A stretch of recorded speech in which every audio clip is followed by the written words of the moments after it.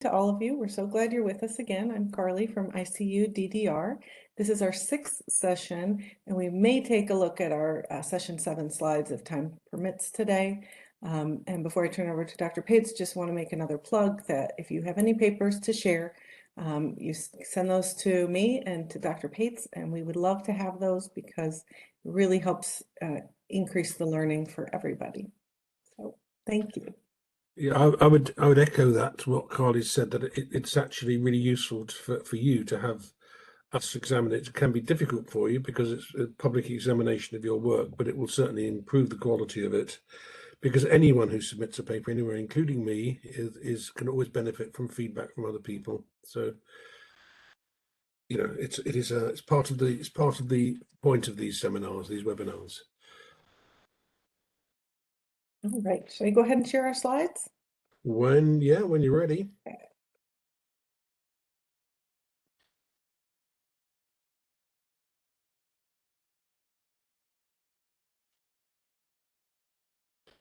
Okay, we are doing a session today on responding to reviewers and reviewers' comments.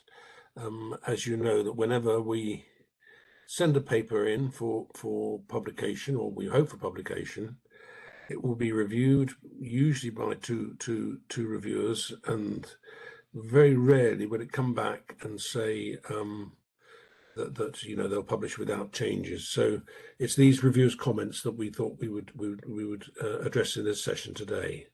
Next slide, please. The editor of the journal has the power and the right to make decisions about accepting or rejecting a paper, but of course relies on the reviewers to provide that expert advice. So I'm appointed by the publisher to edit the journal, and the publisher gives me the entire power of what we accept and reject.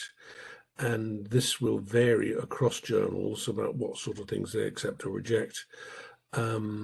And of course, it goes back to one of the things that I've said over and over on this course is make sure you go to the instructions for authors before you submit, and that often has an impact on decisions about accepting. Reviewers are chosen for their expertise on a given subject. Students doing doctorates often ask to review as it can enhance their CV, their resume, and in my experience, they often give excellent, thorough reviews. And if you think about people doing PhDs, they've often gone into a subject in great detail, and therefore they really know well what they are, what they're doing. And one of the sessions that we'll do on the last session of this series, on session 8, is about being a reviewer.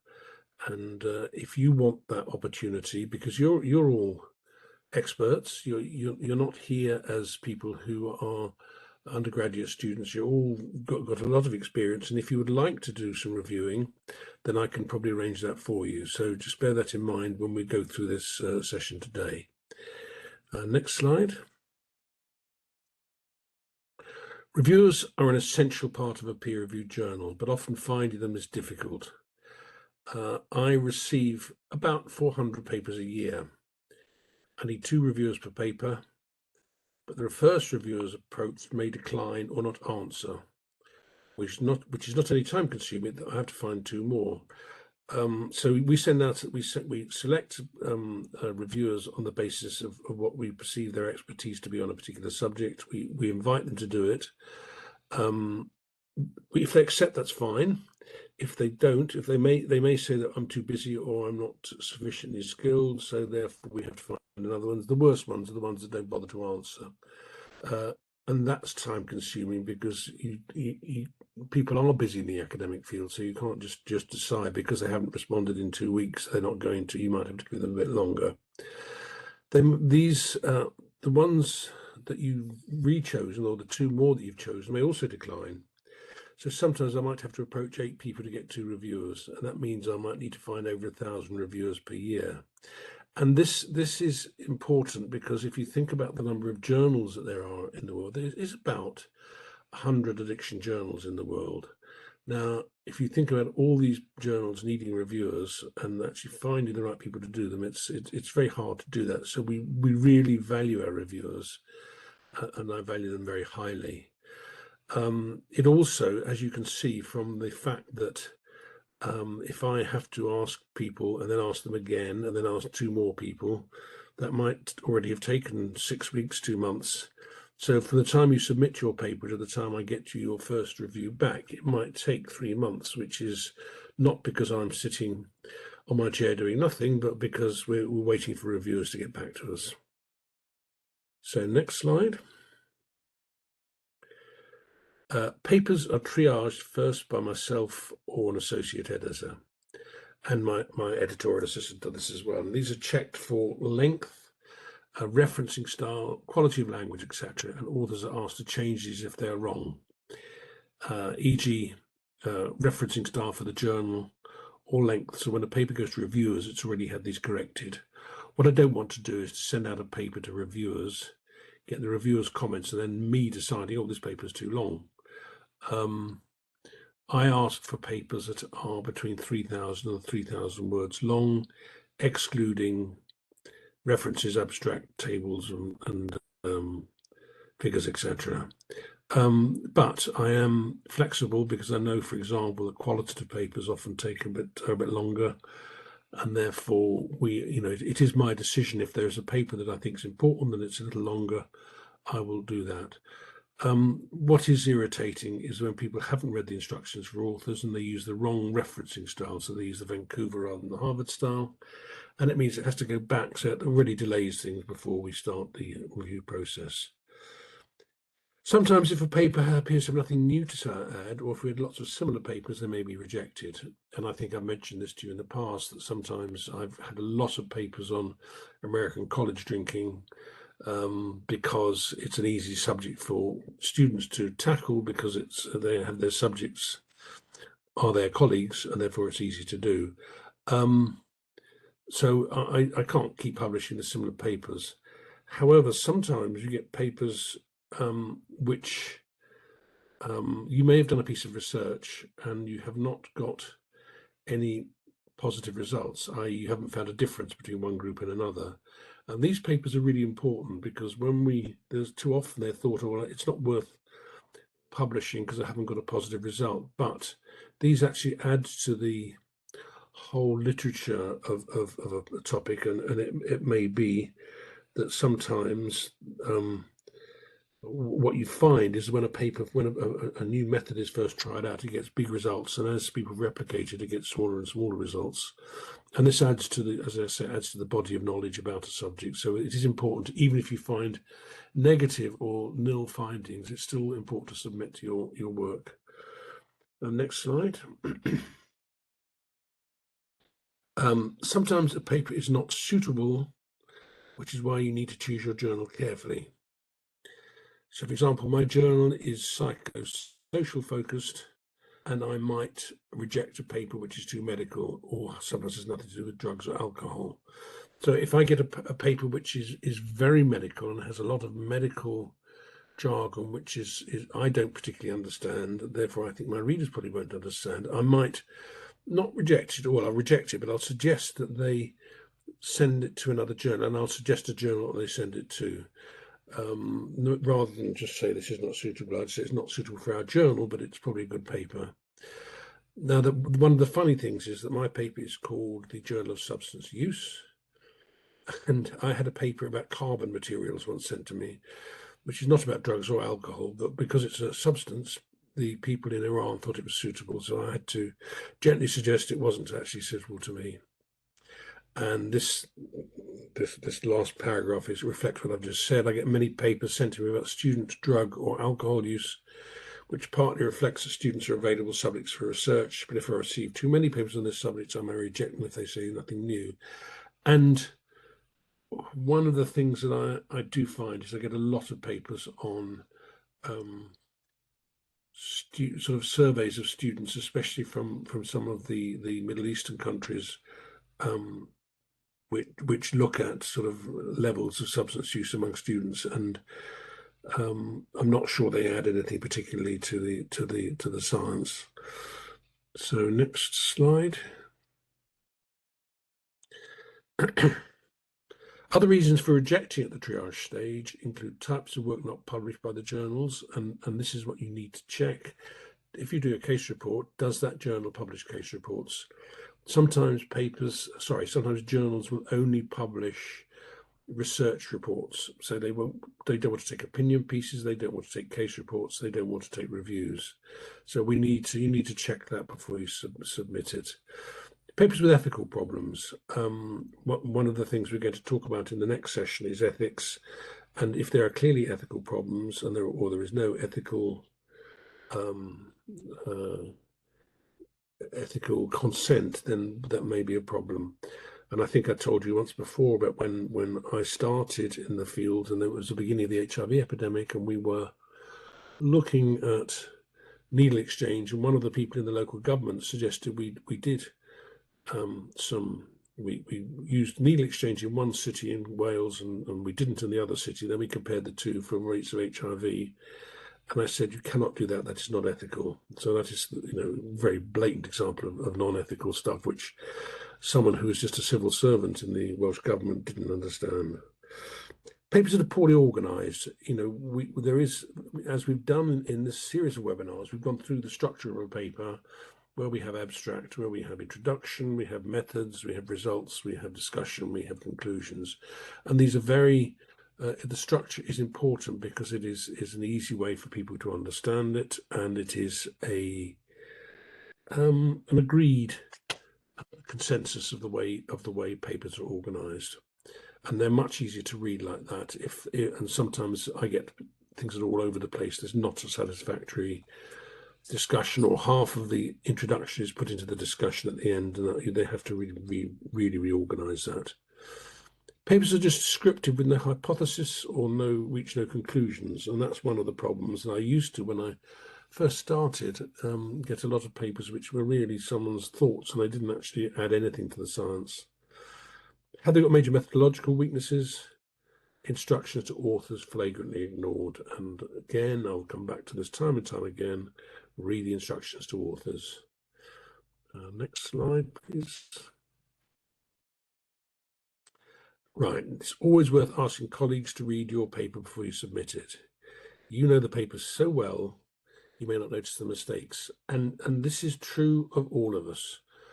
When I did my doctoral thesis, when I was first trained as a psychologist, we didn't do doctorates in clinical psychology. We just got a diploma, and then we were allowed to do a doctorate 20 years after I trained.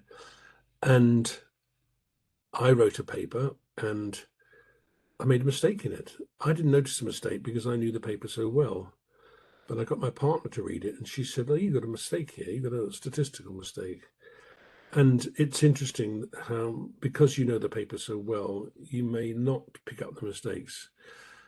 It's better to have your paper criticized by a colleague before submission rather than being criticized by the editors or the reviewers.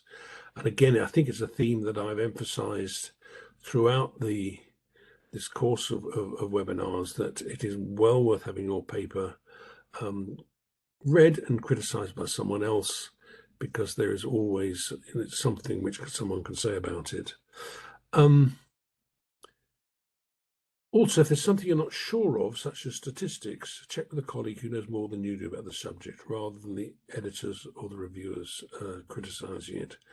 And this is one of the problems, I think, of modern day. Again, when I trained, and I'm sorry to keep going back to that, but I trained a long time ago, and we did statistics with a calculator, and we had to know how to apply which statistical tests. Now you can just go to SPSS and you can apply a test, but it may not be the appropriate test. And we sometimes see tests which are not used appropriately. They've used the wrong test for the subject, and therefore we have to criticize that. So if you're not sure, it's much better to get something checked before you submit the paper. Next slide. Very few papers get accepted at first submission without requiring some revisions.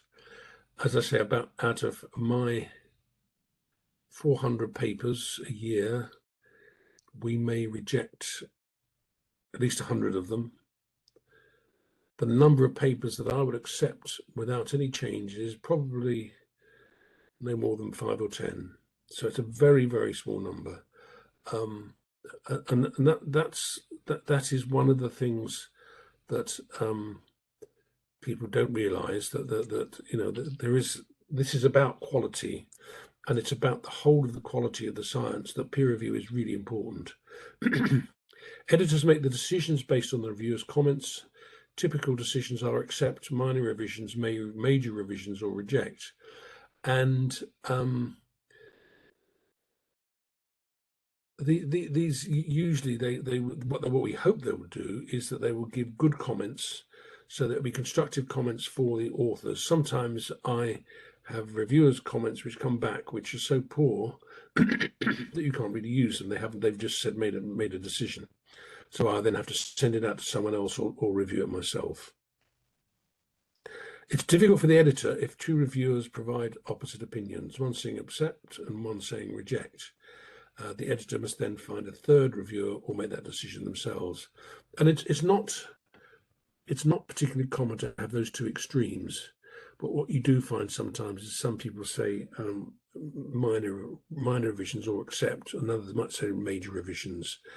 And the other thing that I find is that because it is an English language journal, sometimes if I get papers from, and typically from the Middle East, from Iran and places like that, the language might not be up to scratch. So I'll have to then say, the reviewers, maybe from the same country, may say accept the paper, but I'll still have to say you need to check the English language first before we can accept it. Next slide. And this is important. When you see the review, don't react immediately. Read it through, close it down, then start the revisions after you've had time to digest what's been said. Try to address all the points the reviewer has made. If the reviewer has done well, they will have made a list of points, and they will be they'll be clear in their what they're saying. But it's often when you first of all get that review back, and if it's been negative, you might find it very cross. But to take time to do it, and don't react immediately. Make changes in the manuscript clearly by using a different color font for the changes, and that's important because it's easier then for the editor to see that you've made the changes. And write a letter going through the reviewer's comments one by one, and respond point by point. So go through them and respond to all those changes, all the comments point by point. The next slide. Don't make changes. Sorry, don't claim to have made changes if you've not done so. The editor will check it. I've had papers when I've asked for the paper to be checked by a native English speaker, and authors claim to have done so, but clearly have not done the checks. As it takes a lot of time, I'm likely to reject it. And this is one of the problems, that people sometimes don't do all make all the changes that are requested, and it is really irritating if they haven't done that, because I will check it and it will be checked by the editor. And if I've taken a lot of time to do it and it hasn't been done, then I'm likely to reject it. Also, usually the reviewer's comments will improve your paper. And one of the things that has been that often gets said, and I get this myself, people make comments that will actually strengthen the paper, and often people come back saying, "This, I think the reviewer's comments were very valid, and this improved the paper for me." So those reviewers' comments are important. Next slide. If you feel genuinely that the reviewer has not understood your point or your paper, don't be afraid to write a well-argued letter pointing out where you think they are mistaken. Do not do this unless you've got a good case, and write the letter clearly and politely. It may be that you know more about the subject than the reviewer, especially if it's an area of expertise or the subject of your doctorate. And as I've said, one of the problems about being an editor is finding enough reviewers to review all the content that you get for your journal. And sometimes, if you've done a doctorate or something, you may know far more than anyone else in the world. When I did my doctoral research, there was only one paper on it, and then when I started publishing, people started criticizing, saying, "Oh no, this doesn't exist." It's you know, so if you think you're right, don't be afraid to write back to the editor and say, "I think that there is a mistake here from the reviewers," but don't do it unless you've got a good case. Don't do it just because your paper's been rejected or major revisions. And try to get your revised paper back to the journal as soon as possible. And that certainly makes a difference in terms of getting that paper published, because most journals, I suspect, we have a system which is a big computerized automated system, and so when a paper goes back to the author, it is logged, and we would expect a resubmission within a couple of months. If you can't get it back, write to the editor or email the editor and say, I need a little more time, and that's fine. But if we just don't hear from you, they don't have to be submitted as a new paper. Next slide. I think that was the last slide. That is the end of the slides. So here's your opportunities to ask questions, to comment, to disagree. We got some new people join us. That's nice. I think that session, although it's not about writing your paper, it's about how you respond to it. It is important because it is, as I've said, nobody or very few people get their papers accepted first time round, and that's true of all of us. It is. I have papers from some distinguished people in our field, that no differently from anyone else. They go back with suggestions and changes. So don't be upset if your paper comes back asking for some revisions. It will strengthen the paper. I have a question, Dr. Pates. When you said that you will send back major revisions, so Yeah. there's sort of accept and there's reject, and as major revisions, like, we want to accept this paper if you'll work on it. Like, how should the person who wrote the paper understand that? Because it's not an acceptance, but if they work with you. If they work with me and they follow the advice of the reviewers, then we will accept the paper. When it's minor revisions, it's often things that they're mistakes. They are things that maybe careless, maybe small things. Major revisions sometimes require a lot more work on the paper, but we still think that the paper is worth following up, worth doing the work on. So certainly either minor or major revisions mean that we're not rejecting the paper. We are looking at it, hoping to have some things. Because I think I know what it's like to get papers published. I've been doing it for many years, and I'm sure I've had as many papers rejected as I've had accepted. I've also had papers. All of my papers, I think, have come back for changes, reviews, and that sort of thing.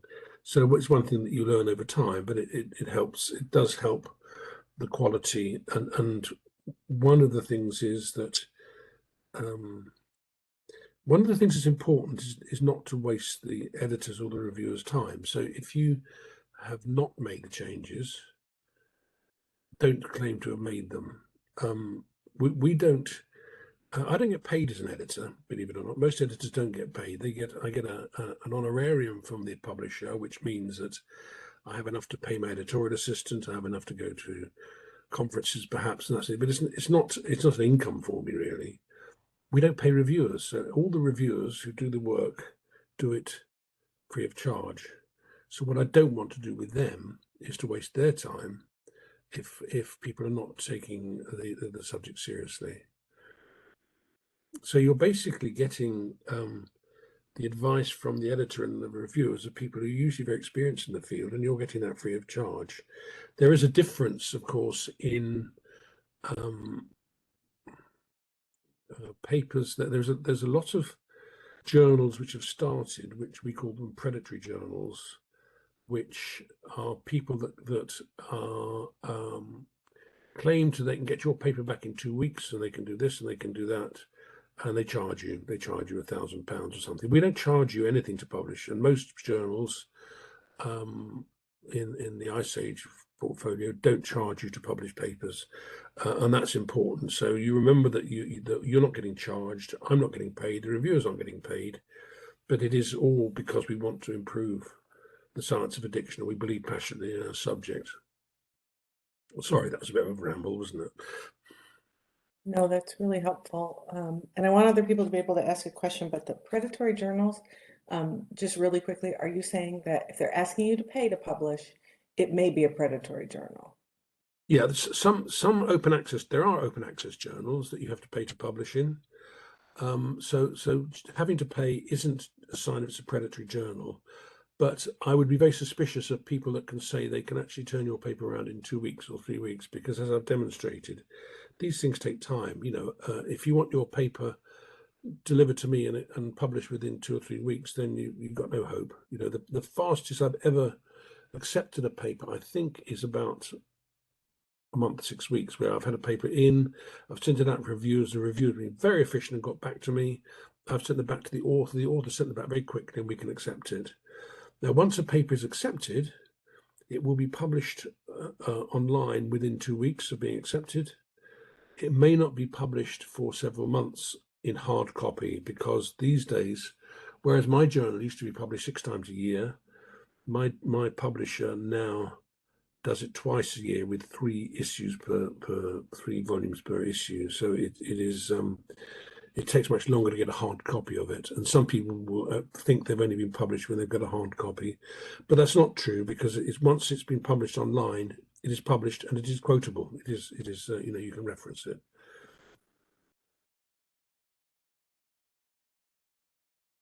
So do we have any questions?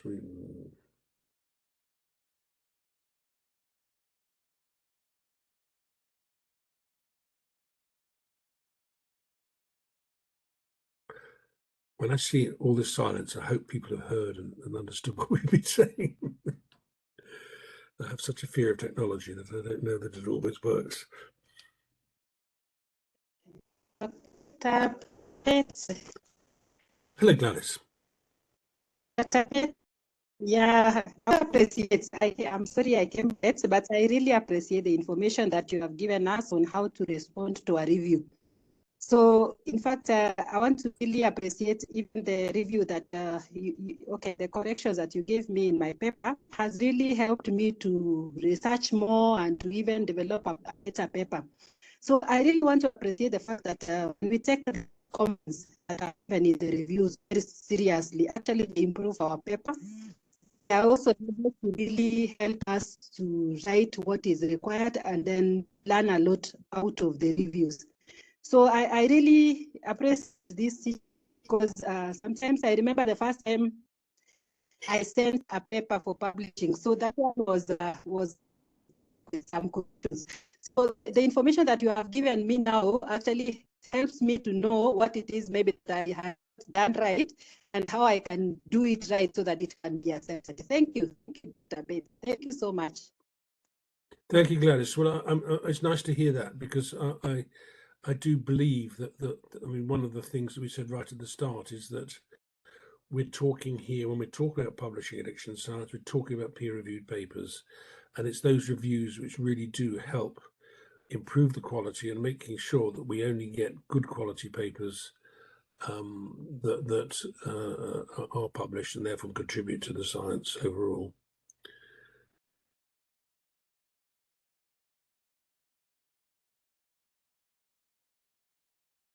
By my reckoning, Carly, we have 25 minutes left. Do we have other comments, or do you want to move on to another session? I was watching for any open mics. That's usually how I kind of see that somebody has a question. I'm not seeing any right now. We do have slides for what we were going to use for session 7, since we don't have papers today. And I didn't look at how many slides there are. Do you think it makes sense, Dr. Pates, to start looking at those? Yeah, we could do that. I think there's about 11 slides. Okay. But I would encourage people, if you do have a paper, even if it's not completely written and you want some advice on it, if it's completely written, we'll be happy to review it. If it's not completely written, we'll be happy to advise and offer suggestions.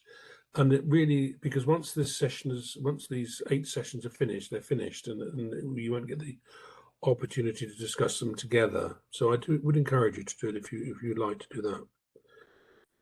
Thank you.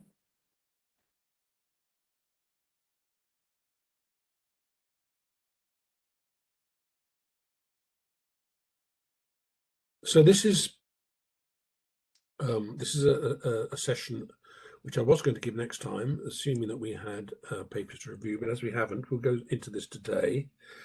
And it's about ethical issues, and these are really important because we only want to publish papers that are ethically sound. So if we can have the first slide, please. Now, one of my colleagues first wrote this, we've updated it, but he called them the 7 deadly sins in addiction publishing, how to avoid them. And he called them carelessness, redundant publication, unfair authorship, undeclared conflict of interest, human or animal ethical violations, plagiarism, and other sorts of fraud. And we'll go through these one by one. So if we can have the next slide. Journal ethical policies, and there should be statements on all of these things in the paper. Authorship statement, certainly when you submit your paper, a declaration of substantive contribution signed by all the authors. So all the authors should say, yes, we have taken part in this paper and this is part of our work. And that's important. Conflict of interest statements, declaration of real or apparent conflict of interests in language comprehensible to average reviewers, signed by all the authors. And as we'll discuss later, conflict of interest doesn't necessarily mean you can't publish, but it means that you need to state it. Redundant publication statement, declaration that the work has not been published previously in whole or in part. So this is the first time this work has been presented for publication. Human animal subject statement, declaration that the study was reviewed by an ethical review committee. And this is really interesting because for those of you who have done degrees in psychology, you may have remembered learning some of the social psychology experiments carried out in the States in the 60s, 70s, around then. And there were some very interesting studies, but they wouldn't be ethical now. So there was one called the Stanford Prison Experiment by Philip Zimbardo, where they randomly divided students between jailers and people being in jail, and they just conducted an experiment to see how they got on. And it degraded so badly into very violent and unethical things, they had to abandon the research. So now that sort of thing wouldn't be accepted now. And as with the Stanley Milgram experiment, and I don't know if you know this one, where people were asked to, people were brought off the street, and there was someone who was being questioned by a supposed researcher, and if they got the answer wrong, they were given electric shock, and the more the answer got wrong, the more shocks they got. Now, they weren't actually getting shocks, but it was just to see whether people would pursue this. And that would never get ethical approval these days, and there's been a lot of controversy in recent years about the damage that it's done to the people who were the subjects of that experiment, who were the people who came in and had to give the shocks. Duplicate submissions to declaration the work has not been published or has not been considered for publication by another journal. And sometimes you find this, and it is often, because there are so many journals, it's often not easy to detect.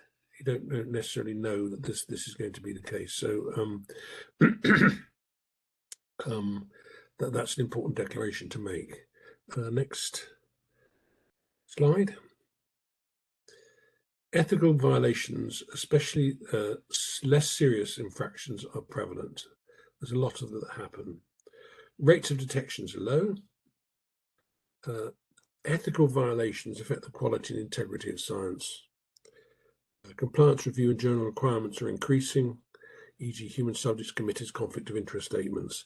Now, back in the days of my early involvement in the field, that there weren't so many conflict of interests required or ethical, went before an ethical committee. These days, I think every university has an ethics committee, and probably every health organization who may be doing research would also have to submit something to an ethics committee. But this is relatively new, so it didn't happen 20 or 30 years ago. Next slide. Authorship statement, declaration of substantive contribution signed by all authors. Yeah, I felt like this is a duplicate slide, isn't it? That is a duplicate slide. I'm sorry about that. That's okay. Let me go forward. Right. Carelessness. And this is interesting because there is often, and this is the point about peer reviewers. When you get peer reviewers, they are people who know the subject, and therefore, if you have been careless, they are likely to pick it up. So a failure to adequately review the topic, literature on a topic, if you may skate over it and just introduce it, but you haven't done a thorough review. A lack of candor or completeness in describing one's research methods. So if you're not complete in describing how you're doing this research, it should not be accepted. Presentation of data that are based on faulty statistical analyses. And again, it's far harder to find now because we need to know what these statistical methods were, and that's why it's important when you write your method statement to say what you're doing. Citation of articles without having read the primary sources, and this is a big problem because nowadays, when you look for a subject on a database, you will see the abstract, and sometimes people cite them without having read the resources. And I had someone once cite one of my papers, and they came to the opposite conclusion of what the paper said because they hadn't read the paper properly. Selective citation only of those articles that support a particular point of view, and this can be very difficult if you're cherry picking. So you're only taking articles that support the view that you're trying to uphold. That can be that's not right, and people will find that it's they will say, what about the other point of view? A selective citation to enhance one's reputation, epitomized by self-citation. And sometimes you will find that the author of the paper keeps citing him or herself over and over again, and that is not good. It is good to make sure that you have citations from people other than yourselves. That can be difficult if there's not been a lot of work done and you're one of the few people that's done work in this area. So I accept that that's not always possible.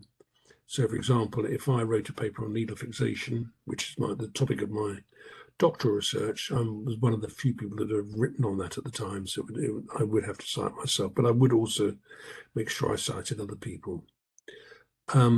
Next slide.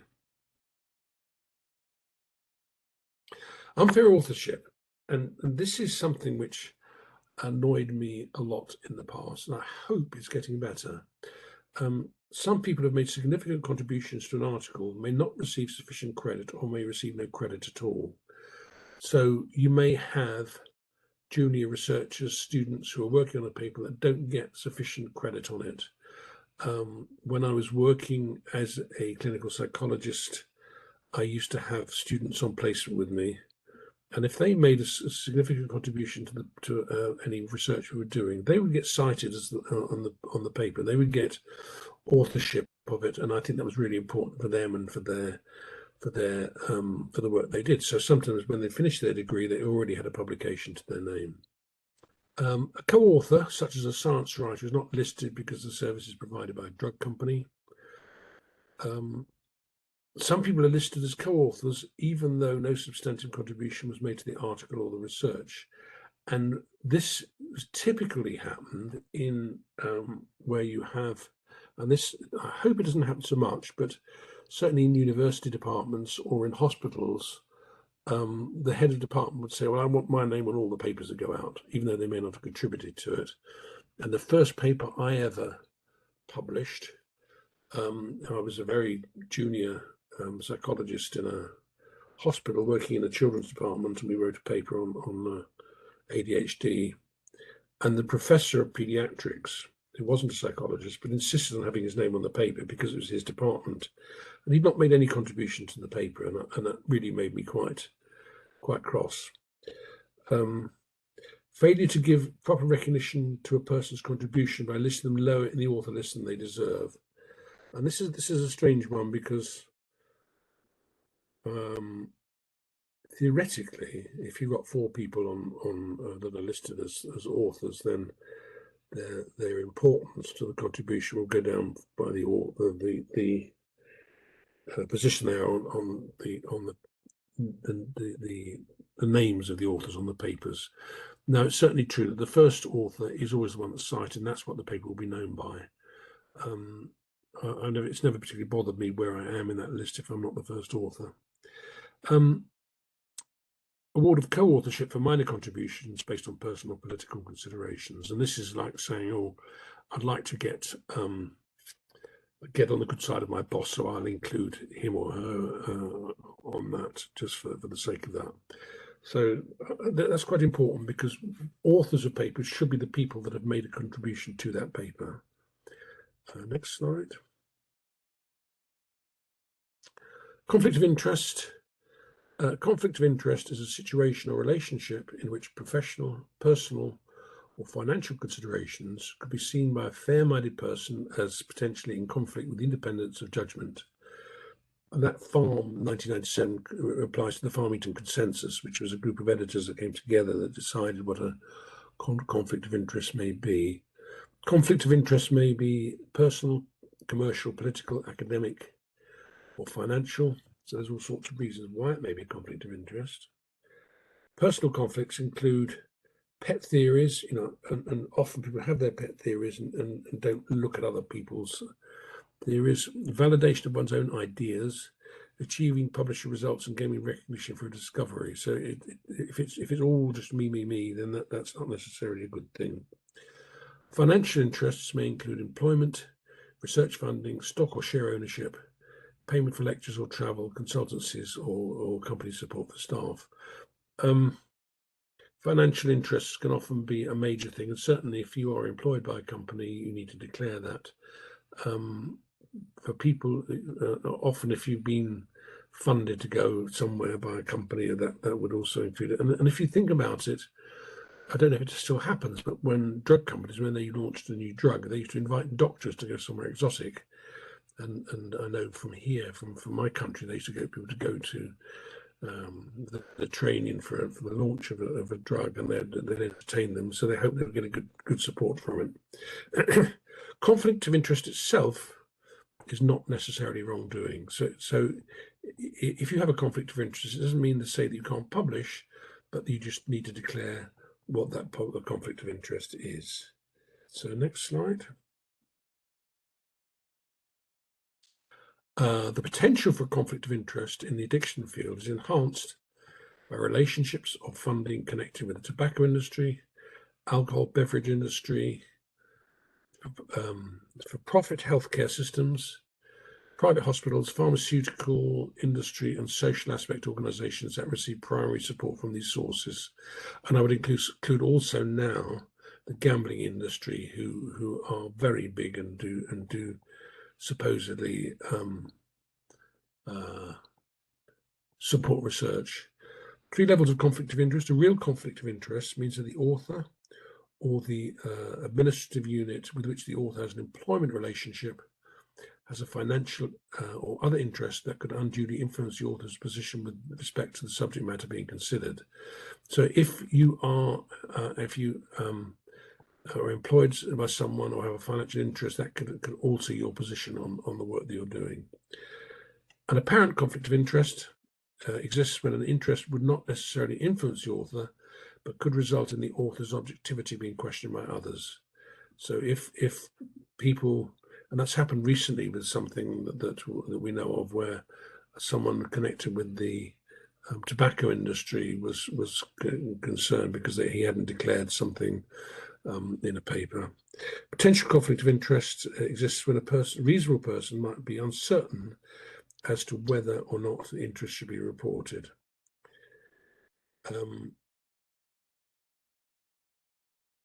Next slide. I think David said something. Oh, David has asked if whether publishing of an article in multiple journals is ethical or not. No, it's not ethical if it is the same article. An article, once a paper has been accepted by a journal, the copyright is held by the journal, not by the author. And therefore you cannot publish the same paper more than once in different journals. However, you may, if you've got a big piece of research, you may write several papers on that, and that can be published in different journals, providing we're not repeating the same material word for word as in the new articles as you publish them. So you cannot publish the same paper in more than one journal, except there's been occasions when, certainly when a journal was started in Greece back in 2001, and we did give them papers to publish, which they translated into Greek, which we published elsewhere. But that's an unusual situation. So you can't publish more than one journal unless you're publishing different material on the same topic. Ethical review is a necessary requirement for all scientific research. Should be included in the method section, saying that ethical approval has been obtained from where it was obtained, usually at a university or health board ethics committee. So next slide. Plagiarism ranges from the unreferenced use of others' published or unpublished ideas to submission under new authorship of a complete paper, sometimes in a different language. It may occur at any stage of planning, research, writing, or publication. It applies to print and electronic versions. All sources should be disclosed through appropriate citation or quotation conventions, and if a large amount of other people's written or illustrative material is to be used, permission must be sought. So if I had a paper once submitted, which someone else who was actually a student of the person who had submitted it said, this person has had this paper published in different parts of the paper in different journals, and showed me how there were sections taken and published in different journals. That cannot be done because, as I say, once a paper has been accepted, it is the copyright, the owner of the copyright is the journal. Even if you have written something, say you've written your doctorate, and that you will get 2 or 3 papers out of it, and you've had one published, and you want to publish some more, you can do that, but you can't use the same language. So you can't just copy chunks of it. You have to rewrite those chunks if it's a method section or whatever. So it is unique for that journal. Next slide. That's the end. That's the end. Oh. Oh, These topics are, and most people are not unethical. Most people do follow a guide of ethics and are very moral in this. But there was a case in London of at Imperial College, I think, of one lecturer who actually invented data, and his junior colleagues pointed it out, and I think he was eventually sacked from his job.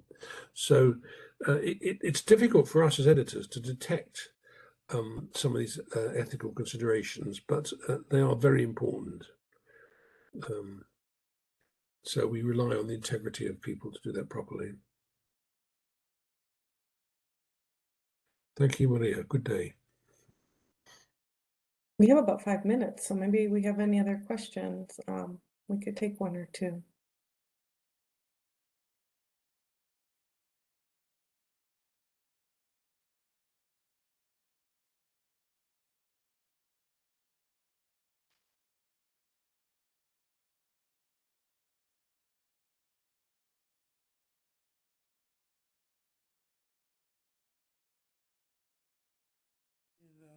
Thank you, Richard,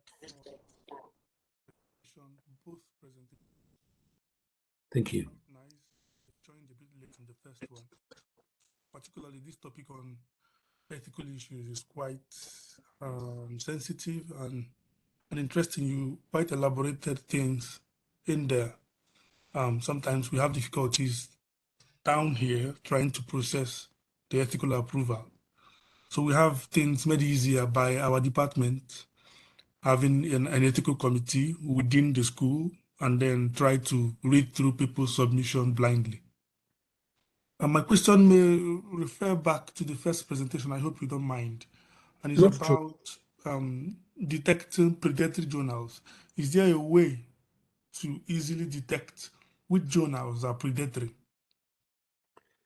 Well, I would. One of the things that I find is I get a lot of journals writing to me from nowhere asking me to submit papers, and they tell me they'll submit quickly, they'll publish quickly. There isn't a definite way of doing it, but if they're asking you to pay to publish, then you must check whether they are a reputable journal. Do we know this journal? Have other people published there? Most of the journals in that belong to the organization I belong to, which is probably 70 or 80 journals, do not charge for publication. And that's a big cost for an individual or for a university if you're paying $1,000 to publish a paper. Secondly, as I said, if someone says they will review the paper and get an answer to you within 2 weeks, I would find that very suspicious because, as I've explained, it takes me quite a long time, and not because I'm lazy, but from things going back and forth to get reviews back.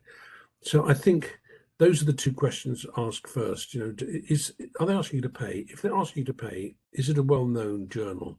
If it's not, you must ask why it's going to, or if they are just approaching you, because I think what a lot of these predatory journals do is they approach people that they get from academic websites or wherever, and then suggest you submit the paper to them. And I get all sorts of very bizarre things, which are on topics which are nothing to do with me.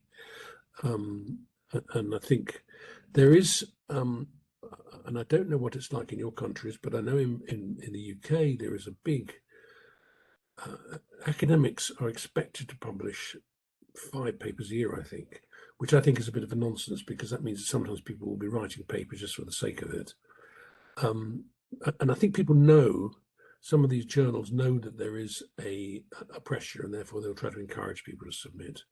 So, firstly, if you get invitations to submit somewhere, question that. Certainly go and look at a journal's website and inspect it. Certainly if they promise you a quick turnaround, that is suspicious. And if they are charging, is that something that is that journal known and genuine? And certainly, I think one of the things, if you're not sure, if you want to email me about these sort of things, I'm very happy to respond to you with that. And I have a resource too. There is a database that's trying to kind of collect these predatory journals together.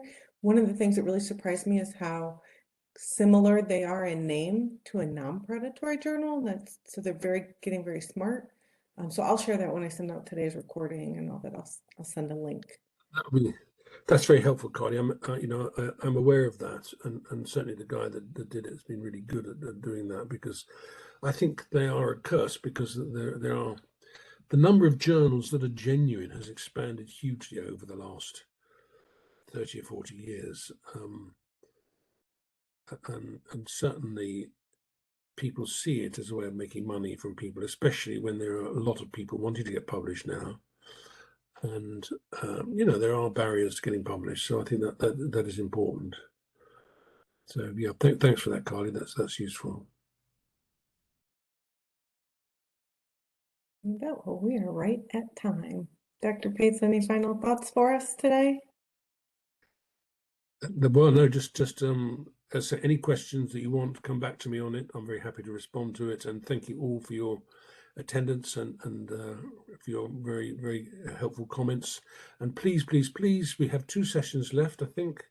do submit your papers to Carly or to me, so we can review them and discuss them. Even if they're not complete, we're very happy to help you to get those towards completion. Very good. Thank you all. Thank you, Dr. Thanks Page. very much. Bye-bye. Thanks.